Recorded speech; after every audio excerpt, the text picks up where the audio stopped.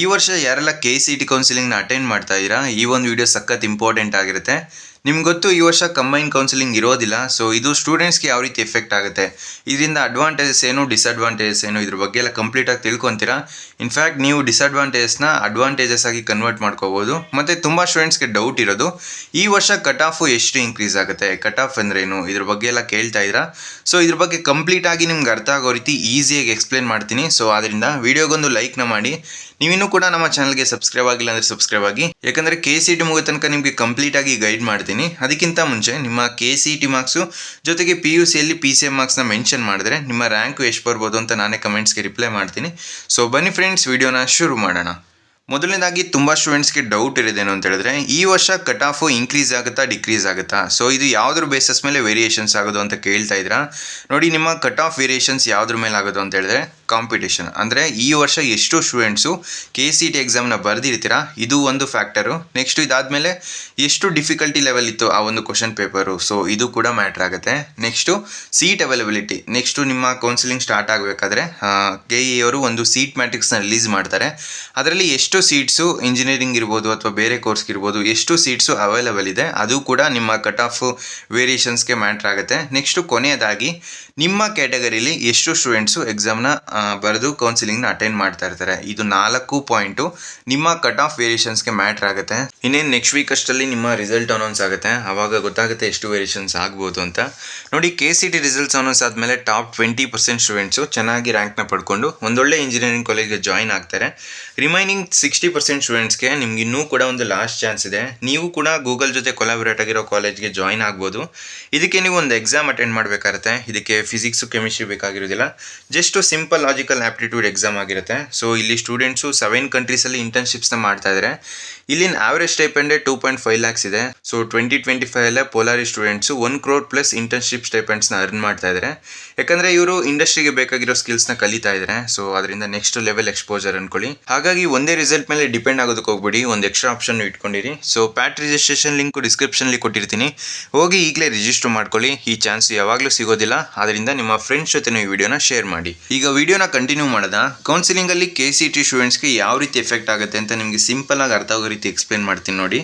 Students ಟೆಂಪ್ರರಿಲಿ take KCET seats. ಅಂದರೆ ಈಗ counselling start ಆದಾಗ KCET ಸ್ಟೂಡೆಂಟ್ಸು ಕೂಡ ಆಪ್ಷನ್ ಎಂಟ್ರಿ ಮಾಡ್ತಾರೆ, ಜೊತೆಗೆ ಮೆಡಿಕಲ್ ಸ್ಟೂಡೆಂಟ್ಸು ಕೂಡ ಆಪ್ಷನ್ ಎಂಟ್ರಿ ಮಾಡ್ತಾರೆ. ಬಟ್ ಮೆಡಿಕಲ್ ಸೀಟ್ಸ್ ಇರೋದಿಲ್ಲ. ಆದ್ದರಿಂದ ನೀಟ್ ಸ್ಟೂಡೆಂಟ್ಸ್ ಏನು ಮಾಡ್ತಾರೆ ಅಂತ ಹೇಳಿದ್ರೆ, KCET ಸೀಟ್ನ ಅಂದರೆ ಇಂಜಿನಿಯರಿಂಗ್ ಸೀಟ್ನ ಅವರು ಬ್ಯಾಕಪ್ ಆಗಿ ಇಟ್ಕೊತಾರೆ. ಅವಾಗ ಏನಾಗುತ್ತೆ, ಯಾರು ಪ್ಯೂರ್ ಇಂಜಿನಿಯರಿಂಗೇ ಮಾಡಬೇಕು ಅಂತ ಅಂದ್ಕೊಂಡಿರ್ತಾರೆ ಅವ್ರಿಗೆ ಆ ಒಂದು ಇಂಜಿನಿಯರಿಂಗ್ ಸೀಟ್ ಸಿಗದೇ ಇರ್ಬೋದು, ಅಥವಾ ಅವ್ರಿಗೆ ಬೇಕಾಗಿರೋ ಕಾಲೇಜ್ಗಿಂತ ಕೆಳಗಡೆ ಇರೋ ಕಾಲೇಜ್ ಸಿಗ್ಬೋದು. ಈ ರೀತಿ ಎಲ್ಲ ಪ್ರಾಬ್ಲಮ್ ಆಗುತ್ತೆ. ನೆಕ್ಸ್ಟು ಅದೇನಾಗುತ್ತೆ ಅಂದರೆ, ನೀಟ್ ಸ್ಟೂಡೆಂಟ್ಸು ಮೆಡಿಕಲ್ ಸೀಟ್ಸ್ ಬಿಟ್ಟಾಗ, ಸೊ ಅವ್ರಿಗೆ ಮೆಡಿಕಲ್ ಸೀಟ್ ಸಿಕ್ತಾಗ ಅವ್ರು ಏನು ಮಾಡ್ತಾರೆ, ಇಂಜಿನಿಯರಿಂಗ್ ಸೀಟ್ನ ಕ್ಯಾನ್ಸಲ್ ಮಾಡ್ತಾರೆ, ಮೆಡಿಕಲ್ಗೆ ಅಪ್ಗ್ರೇಡ್ ಆಗ್ತಾರೆ. ಬಟ್ ಇಲ್ಲೇನಾಗುತ್ತೆ, pre round, first round, second round ಅಂತ ಮಾಡ್ತಿರೋದ್ರಿಂದ ಅಕಸ್ಮಾತ್ ಪ್ರೀ ರೌಂಡಲ್ಲಿ ಯಾವುದೋ ಒಂದು ಕಾಲೇಜ್ ಸಿಕ್ತು ಒಬ್ಬ ಸ್ಟೂಡೆಂಟ್ಗೆ, ಅವನು ನೆಕ್ಸ್ಟು ಸಿಗುತ್ತೋ ಸಿಗಲ್ವೋ ಅಂತ ಡೌಟಲ್ಲಿ ಆ ಒಂದು ಕಾಲೇಜ್ಗೆ ಅಡ್ಮಿಷನ್ ಆಗಿಬಿಡ್ತಾನೆ ಪ್ರೀ ರೌಂಡಲ್ಲಿ. ಬಟ್ ನೆಕ್ಸ್ಟ್ ರೌಂಡಲ್ಲಿ ಏನಾಗುತ್ತೆ ಅಂದರೆ, ಮೆಡಿಕಲ್ ಸೀಟ್ ಸಿಕ್ಕಿದಾಗ ಆ ಒಬ್ಬ ಮೆಡಿಕಲ್ ಸ್ಟೂಡೆಂಟು ಚೆನ್ನಾಗಿರೋ ಕಾಲೇಜ್ನ ಕ್ಯಾನ್ಸಲ್ ಮಾಡ್ತಾನೆ. ಬಟ್ ಈಗ ಏನಾಗುತ್ತೆ, ಪ್ರೀ ರೌಂಡಲ್ಲಿ ಅಡ್ಮಿಷನ್ ಆಗಿರೋನಿಗೆ ಈಗ ಸೆಕೆಂಡ್ ರೌಂಡಲ್ಲಿ ಆ ಕಾಲೇಜ್ ಸಿಗ್ತಾ ಇತ್ತು, ಬಟ್ ಅವರು ವೆಯ್ಟ್ ಮಾಡಲಿಲ್ಲ, ಅಡ್ಮಿಷನ್ ಆದರು. ಸೊ ಇದರಿಂದ ಆ ಒಂದು ಬೇಕಾಗಿರೋ ಕಾಲೇಜ್ ಸಿಗದೇ ಇರ್ಬೋದು.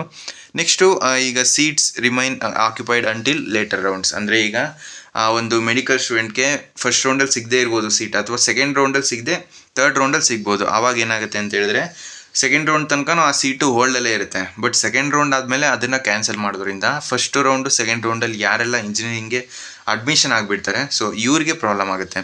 Next genuine KCET students face temporary delays. ಅಂದರೆ ಈಗ ಏನಾಗುತ್ತೆ ಅಂದರೆ, ಈಗ ನೀಟ್ ಸ್ಟೂಡೆಂಟ್ಸ್ಗೆ ಮೇ ಬಿ ಫಸ್ಟ್ ರೌಂಡು ಅಥವಾ ಸೆಕೆಂಡ್ ರೌಂಡಲ್ಲಿ ಆ ಒಂದು ಮೆಡಿಕಲ್ ಸೀಟ್ಸ್ನ ಆ್ಯಡ್ ಮಾಡೋದಕ್ಕೆ ಬಿಡ್ತಾರೆ. ನೆಕ್ಸ್ಟು ಅಫಿಷಿಯಲ್ ಅಪ್ಡೇಟು KE ಕಡೆಯಿಂದನೇ ಬರಬೇಕು. ಸೊ ನನ್ನ ಪ್ರಕಾರ ಫಸ್ಟ್ ರೌಂಡಲ್ಲಿ ಮೆಡಿಕಲ್ ಸೀಟ್ಸ್ನ ಆ್ಯಡ್ ಮಾಡೋದಕ್ಕೆ ಬಿಡ್ತಾರೆ. ಈಗ ಮೆಡಿಕಲ್ ಸೀಟ್ಸು ಫಸ್ಟ್ ರೌಂಡಲ್ಲೇ ಆ ಒಂದು ಮೆಡಿಕಲ್ ಆಸ್ಪಿರೆಂಟ್ಗೆ ಸಿಕ್ಕಿದ್ರೆ ಅವರು ಇಂಜಿನಿಯರಿಂಗ್ ಬ್ಯಾಕಪ್ನ ಕ್ಯಾನ್ಸಲ್ ಮಾಡ್ಕೊತಾರೆ. ಅಕಸ್ಮಾತ್ ಫಸ್ಟ್ ರೌಂಡಲ್ಲೂ ಸಿಗಲಿಲ್ಲ, ಅವರು ಸೆಕೆಂಡ್ ರೌಂಡ್ಗೆ ಹೋದಾಗ ಆ ಒಂದು ಏನು ಸೀಟ್ ಇರುತ್ತೆ ಇಂಜಿನಿಯರಿಂಗ್ ಸೀಟು, ಅದು ಸೆಕೆಂಡ್ ರೌಂಡ್ ತನಕ ಕ್ಯಾರಿ ಆಗುತ್ತೆ. ಆದ್ದರಿಂದ ಈ ವರ್ಷ ಪ್ರೀ ರೌಂಡು ಮತ್ತು ಫಸ್ಟ್ ರೌಂಡಲ್ಲಿ ಕಟ್ ಆಫು ಡೆಫಿನೆಟ್ಲಿ ಹೋಗೇ ಹೋಗುತ್ತೆ. ನೀವು ಪೇಷನ್ಸಿಂದ ವೆಯ್ಟ್ ಮಾಡಿ, ಇದನ್ನು ನೀವು ಅಡ್ವಾಂಟೇಜ್ ಆಗಿ ಕೂಡ ಕನ್ವರ್ಟ್ ಮಾಡ್ಕೋಬೋದು. ನೆಕ್ಸ್ಟು ಈಗ ನೀಟ್ ಸ್ಟೂಡೆಂಟ್ಸು ಬ್ಯಾಕಪ್ ಆಗಿ ಇಟ್ಕೊಂಡಿರ್ತಾರೆ ಆ ಒಂದು ಇಂಜಿನಿಯರಿಂಗ್ ಸೀಟ್ನ. ಬಟ್ ಅವರು ಮೆಡಿಕಲ್ ಸೀಟ್ ಆಪ್ಷನ್ ಬಿಟ್ಟಾಗ ಆ ಒಂದು ಮೆಡಿಕಲ್ ಸೀಟ್ ಏನಾದರೂ ಆ ಒಂದು ನೀಟ್ ಸ್ಟೂಡೆಂಟ್ಸ್ಗೆ ಸಿಕ್ತು ಅಂತ ಹೇಳಿದ್ರೆ, ಈ ಒಂದು ಇಂಜಿನಿಯರಿಂಗ್ ಸೀಟು ವೇಕೆನ್ಸಿ ಉಳ್ಕೊಳ್ಳುತ್ತೆ. ಇದೇನಾದರೂ ಫಸ್ಟ್ ರೌಂಡು ಸೆಕೆಂಡ್ ರೌಂಡಲ್ಲಿ ಆದರೆ ಓಕೆ, ಅಕಸ್ಮಾತ್ ಸೆಕೆಂಡ್ ಎಕ್ಸ್ಚೇಂಜ್ ರೌಂಡಲ್ಲಿ ಏನಾದರೂ ಈ ರೀತಿ ವೇಕೆನ್ಸಿ ಉಳ್ಕೊಂತು ಅಂತ ಹೇಳಿದ್ರೆ ಈಗ ಆಲ್ಮೋಸ್ಟು ಎಲ್ಲ ಇಂಜಿನಿಯರಿಂಗ್ ಸ್ಟೂಡೆಂಟ್ಸು ಫಸ್ಟ್ ರೌಂಡ್ ಅಥವಾ ಸೆಕೆಂಡ್ ರೌಂಡಲ್ಲಿ ಅಡ್ಮಿಷನ್ ಆಗ್ತಾಯಿದ್ರು ಲಾಸ್ಟ್ ಇಯರ್ ಎಲ್ಲ. ಸೆಕೆಂಡ್ ಎಕ್ಸ್ಚೇಂಜ್ ರೌಂಡಲ್ಲಿ ಸ್ವಲ್ಪ ಕಡಿಮೆ 2 ರೌಂಡ್ಗೆ ಕಂಪೇರ್ ಮಾಡಿದ್ರೆ.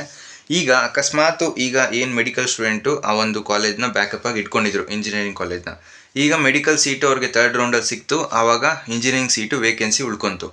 ಈಗ ಏನಾದರೂ ಇಂಜಿನಿಯರಿಂಗ್ ಆಸ್ಪಿರೆಂಟು ಆ ಒಂದು ಕಾಲೇಜ್ ಬೇಕು ಅಂತ ಮುಂಚೆ ಅಂದ್ಕೊಂಡಿರ್ತಾರೆ, ಬಟ್ ಆ ಒಂದು ಕಾಲೇಜ್ ಸಿಗಲ್ವೇನೋ ಅಂತ ಸೆಕೆಂಡ್ ರೌಂಡಲ್ಲೇ ಅವರು ಅಡ್ಮಿಷನ್ ಆದರೆ ಈ ಒಂದು ಏನು ಬ್ಯಾಕಪ್ ಆಗಿ ಇಟ್ಕೊಂಡಿದ್ರು ಮೆಡಿಕಲ್ ಸ್ಟೂಡೆಂಟು ಆ ಒಂದು ಕಾಲೇಜು ವೇಕೆನ್ಸಿ ಉಳಿಬೋದು, ಅದನ್ನು ಮ್ಯಾನೇಜ್ಮೆಂಟ್ ಆಗಿ ಕನ್ವರ್ಟ್ ಮಾಡ್ಕೊತಾರೆ ಕಾಲೇಜವರು. ಸೊ KE ಮುಖಾಂತರ ಯಾರು ಅಡ್ಮಿಷನ್ ಆಗಲಿಲ್ಲ ಅಂದರೆ ಅದನ್ನು ಮ್ಯಾನೇಜ್ಮೆಂಟ್ ಆಗಿ ಕನ್ವರ್ಟ್ ಮಾಡ್ಕೊತಾರೆ. ಇದನ್ನೆಲ್ಲ ಅವಾಯ್ಡ್ ಮಾಡಬೇಕು ಅಂತಲೇ ಕಂಬೈನ್ ಕೌನ್ಸಿಲಿಂಗ್ ಎಲ್ಲ ಮಾಡ್ತಾ ಇದ್ದಿದ್ದು ಲಾಸ್ಟ್ ಇಯರ್ ಎಲ್ಲ. ಸೊ ಇದನ್ನು ತಡಿಬೇಕು ಅಂತಲೇ ಪ್ರಸನ್ನ ಸರು ಹೊಸ ರೂಲ್ಸ್ನೆಲ್ಲ ಇಂಪ್ಲಿಮೆಂಟ್ ಮಾಡ್ತಾ ಇದ್ದಾರೆ. ಸೊ ಸ್ಟೂಡೆಂಟ್ಸ್ಗೆ ಯಾವುದೇ ರೀತಿ ಮೋಸ ಆಗಬಾರ್ದು ಅಂತ. ಮತ್ತು ಈ ವರ್ಷ ಎಲ್ಲ ನೀಟ್ ಎಕ್ಸಾಮ್ನ ಮತ್ತೆ ಬರಿತಾ ಇದ್ದೀರಾ, ನೀವು ಭಾಳ ಕೇರ್ಫುಲ್ ಆಗಿರಬೇಕಾಗುತ್ತೆ. ಯಾಕಂದರೆ ಜೂನ್ 21ಗೆ ನಿಮಗೆ ನೀಟ್ ಎಕ್ಸಾಮ್ ಇರುತ್ತೆ. ಅದಕ್ಕಿಂತ ಮುಂಚೆ ಏನಾದರೂ KCET ಕೌನ್ಸಿಲಿಂಗ್ ಸ್ಟಾರ್ಟ್ ಆದರೆ ನೀವು ಎರಡೂ ಬ್ಯಾಲೆನ್ಸ್ ಮಾಡಬೇಕು. ಸೊ ಏನೂ ಮಾಡೋದಕ್ಕಾಗಲ್ಲ, ಈಗ ಕಂಬೈನ್ ಕೌನ್ಸಿಲಿಂಗ್ನ ಕ್ಯಾನ್ಸಲ್ ಮಾಡಿರೋದು ಅನಿವಾರ್ಯ. ಸೊ ಇಲ್ಲಾಂದರೆ KCET ಆಸ್ಪಿರೆಂಟ್ಸು ತುಂಬ ವೆಯ್ಟ್ ಮಾಡಬೇಕಾಗುತ್ತೆ. ನಿಮಗೆ ನೀಟ್ ಎಕ್ಸಾಮ್ ಆಗಿ ಅದಾದಮೇಲೆ ನೀಟ್ ರಿಸಲ್ಟ್ ಬರೋದು ಇನ್ನೂ ಡಿಲೇ ಆಗುತ್ತೆ.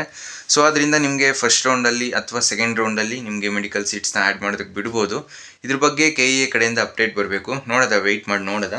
ಸೊ ಈಗ ಏನು ಮಾಡ್ತಾ ಇರೋದು ಎಲ್ಲ ಕೂಡ ಅನಿವಾರ್ಯ, ಸೊ ಮಾಡಲೇಬೇಕು. ಅಕಸ್ಮಾತ್ ಒಂದು ನೀಟ್ ಎಕ್ಸಾಮ್ ಆಗಲಿಲ್ಲ ಅಂದಿದ್ರೆ ಎಲ್ಲ ಪ್ಲ್ಯಾನ್ ಪ್ರಕಾರ ನಿಮ್ಮ ಕಂಬೈನ್ ಕೌನ್ಸಿಲಿಂಗ್ ನಡೀತಾ ಇತ್ತು. ಬಟ್ ಇವಾಗ KCET ಕೌನ್ಸಿಲಿಂಗ್ನ ಫಸ್ಟ್ ಮಾಡ್ತಾರೆ, ನೆಕ್ಸ್ಟು ಅದಕ್ಕೆ ಮೆಡಿಕಲ್ ಸೀಟ್ಸ್ನ ಆ್ಯಡ್ ಮಾಡೋದಕ್ಕೆ ಬಿಡ್ತಾರೆ. ನೆಕ್ಸ್ಟ್ ಏನೇ ಅಪ್ಡೇಟ್ ಬಂದರೂ ನಿಮಗೆ ತಿಳಿಸ್ತೀನಿ. ಸೊ ಫ್ರೆಂಡ್ಸ್, ಈ ವಿಡಿಯೋ ನಿಮ್ಗೆ ಇಷ್ಟವಾಗಿತ್ತು ಅಂದರೆ ಲೈಕ್ ಮಾಡಿ, ಕಮೆಂಟ್ ಮಾಡಿ, ಮತ್ತು ನಿಮ್ಮ ಫ್ರೆಂಡ್ಸ್ಗೆಲ್ಲ ವಿಡಿಯೋನ ಶೇರ್ ಮಾಡಿ. ಪ್ಯಾಟ್ ಎಕ್ಸಾಮ್ ರಿಜಿಸ್ಟ್ರೇಷನ್ ಲಿಂಕು ಡಿಸ್ಕ್ರಿಪ್ಷನಲ್ಲಿದೆ, ಹೋಗಿ ಈಗಲೇ ರಿಜಿಸ್ಟರ್ ಮಾಡ್ಕೊಳ್ಳಿ.